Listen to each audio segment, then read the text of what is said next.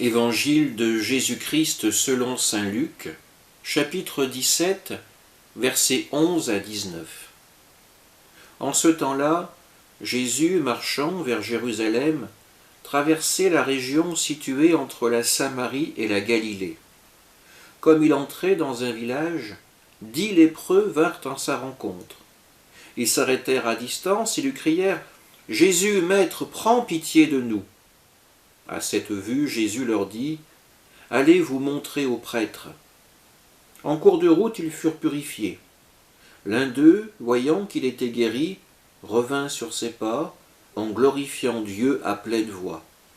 Il se jeta face contre terre aux pieds de Jésus, en lui rendant grâce. Or, c'était un Samaritain. Alors Jésus prit la parole en disant « Tous les 10 n'ont-ils pas été purifiés ? Les 9 autres, où sont-ils ?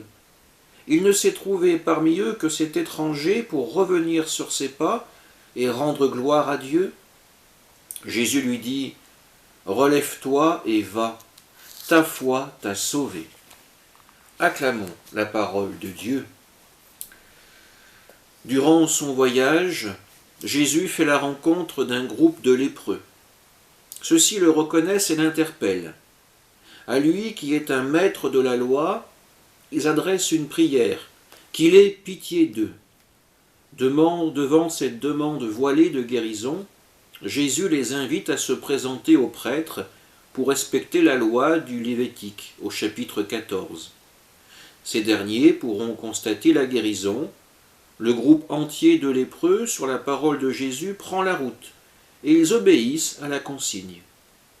Le récit pourrait s'arrêter là, la force de la parole de Jésus s'étant manifestée une nouvelle fois. Pourtant, le récit continue. Il nous montre un de ces hommes, à présent guéri, faire demi-tour et revenir vers Jésus.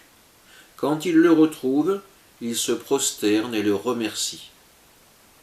Ce qui est choquant pour le lecteur de l'époque, c'est que ce miraculé reconnaissant est un Samaritain.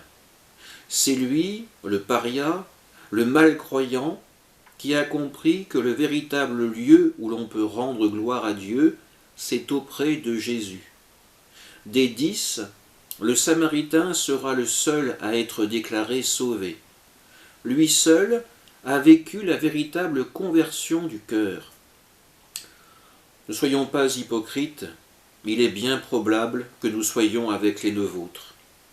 À quand remonte notre dernière prière d'action de grâce, de remerciement à Dieu?